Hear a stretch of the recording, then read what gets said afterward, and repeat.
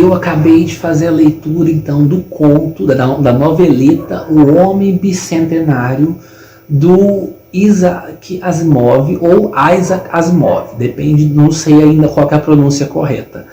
Mas, gente, que é isso aqui? Isso aqui é maravilhoso, isso aqui é fenomenal. Como eu falei para vocês, eu tinha lido esse conto que há uns 20 anos atrás. E é uma história esplêndida. Aqui a gente tem o nosso protagonista, que é o robô Andrew. E o robô Andrew, ele é um robô do mais simples modelo. Ele tem o cérebro positrônico e tem todo o corpo feito de metal e tudo mais. E ele é um robô diferente, porque quando ele é comprado pela família que o adquire, com o tempo eles vão percebendo que ele tem algumas motivações. Primeiro, ele tem criatividade. Ele começa a fazer entalhes de madeira, esculturas, e a família começa a incentivar isso.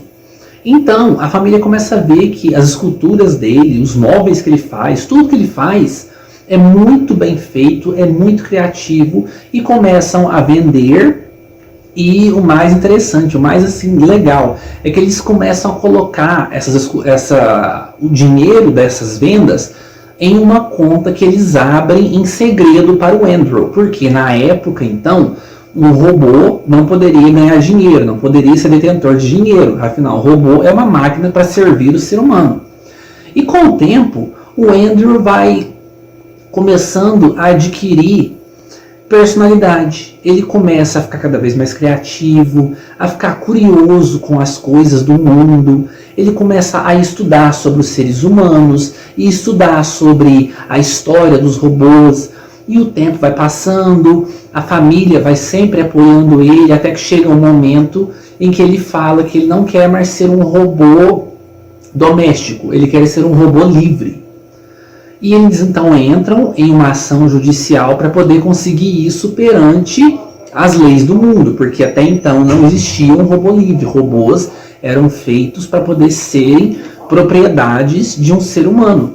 E ele acaba ganhando essa causa e se tornando o primeiro robô livre. E a história vai seguindo em frente, porque conforme o tempo vai passando, ele vai adquirindo cada vez mais e mais peculiaridades humanas. Tem certos momentos que ele começa a usar roupas de humanos, eles até entram no embate com a família dele, família Martin, né? Mas por que você quer usar roupas de humanos? Você já tem um corpo perfeito, você já tem todos os ligamentos, tudo perfeito, você não tem nenhuma parte íntima que precisa esconder e tudo mais. Você não sente calor e nem frio. E ele vai e fala, então, mas vocês também têm os corpos perfeitos. A parte íntima que vocês desejam esconder, isso aí é por pura pressão e costume humano. E eu quero seguir esses costumes também, mesmo eu não tendo essas partes íntimas. A história vai avançando, então, e a família vai, né, percorrendo as gerações, e com isso o robô Andrew vai lutando e desenvolvendo cada vez mais e mais coisas para se tornar então o sonho dele, que é ser um humano efetivo. Tem uma certa parte que a US Robots, que é a empresa responsável por fabricar os robôs, eles começam a fabricar androides que são assim com aparência extremamente igual a um ser humano. Até mesmo o toque da pele é semelhante ao de um ser humano. E o Andrew, então, vai entrar com uma ação para poder eles trocarem o cérebro positrônico dele para um corpo desses androides. E a história vai seguindo em frente. E, gente, como isso daqui é incrível! Como esse conto, como essa noveleta é magistral! Meu Deus! Olha, para quem viu o filme do Robbie Williams, que eu acho que é de 98, 99, eu acho que eu não lembro, gente, a data certa. Mas para quem viu o filme é 1/3 do que tem no conto. Aliás, no filme eles até colocam uma parte toda a mais, né, que dá metade pro final. Eles transformam o filme em um romance, né?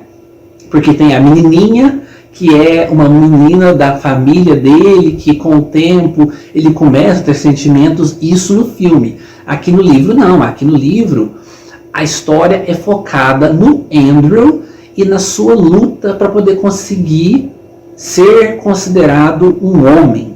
É magistral.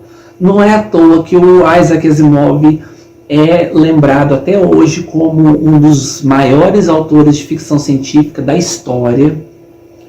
O cara é incrível, o cara escreve muito bem, a linguagem dele é uma linguagem muito fácil, muito simples, mesmo para ser uma história de ficção científica, que o pessoal tem esse conceito, né, de que histórias de ficção científica são difíceis de se ler, são complexas e tudo mais. Não. O Isaac Asimov, ou Isaac Asimov, ele tem uma linguagem fácil, uma linguagem fluida, uma linguagem leve. Ele usa os seus termos robóticos, os seus termos futuristas, mas de uma maneira que a gente lendo assim, você consegue captar o significado daquilo na hora, porque é muito simples. E nem por isso a história é simples. Não, a história é riquíssima com esses detalhes de como os personagens têm personalidade. O robô, gente, o robô Andrew, ele é um personagem que tem mais personalidade que muito personagem humano que eu já li na minha biblioteca particular aqui. Vocês sabem que eu já li muitos livros. No meu Scooby mesmo conta que eu li mais de 1.800 livros registrados lá. Eu creio que deve ter sido mais, porque eu não consegui registrar todos. A gente não lembra de tudo, né? Mas o Andrew, ele é um robô, assim, esplêndido e é um personagem magnânimo, gente. Extremamente bem construído, uma personalidade muito bem desenvolvida. A história é deliciosa, faz a gente devorar. Eu não consegui largar esse livro, eu não consegui largar esse conto em nenhum momento, porque é um conto assim tão emocionante. E você vai vendo então os anos se passando, e o título do conto é O Homem Bicentenário, né? Então a gente já sabe que ele vai chegar a 200 anos de idade, a 200 anos de existência. E o Andrew, ele contribui muito para a raça humana, porque ele começa a desenvolver então órgãos robóticos que podem ser usados pelos seres humanos. Quando os seres humanos começam a adoecer de alguns órgãos específicos, rim, pulmão, fígado, esse tipo de coisa, ele desenvolve esses órgãos robóticos que os seres humanos podem colocar em si mesmos para poder evitar de morrer tão cedo. E ele começa a usar isso a favor dele também, porque ele também tem esses órgãos. Então, se os seres humanos têm órgãos robóticos, e ele também tem, por que ele não pode ser considerado um ser humano? E vai ter toda aquela discussão, como que eu posso dizer? Aquela discussão existencial de o que nos torna ser humanos. O que faz uma pessoa ser considerada um homem, um ser humano? E o que faz um robô ser considerado um robô? É incrível, gente. É incrível. Eu amei. Eu tinha, como eu falei, eu li esse conto há muito tempo atrás.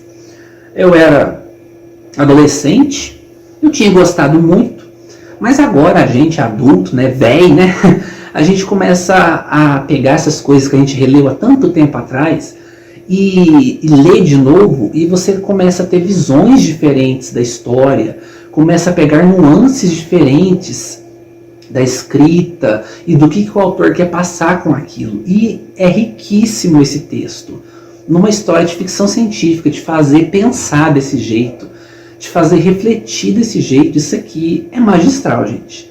Então, olha, fica a dica desse conto magistral. A edição que eu li, então, é uma edição antiguinha, vocês estão vendo aqui, né? É daquela editora FC Emos. É da editora Emos, e eles publicavam nesse selo FC, né, de ficção científica. Aquelas ediçõezinhas bem clássicas do Isaac Asimov, né, com o nome dele grandão aqui, e virando atrás tinha o rosto dele. Mas eu sei que esse conto, ele é vendido atualmente, só não sei em que edição que ele é. Mas eu sei que ele é vendido atualmente em uma edição pocket. Qualquer coisa eu deixo a capa aí para vocês verem. E se ela estiver à venda na Amazon, eu vou deixar aí embaixo para vocês comprarem. Comprem pelo meu link, pessoal, que me ajuda demais da conta. E isso aqui é magistral. Magistral. Fica a dica desse contaço aqui.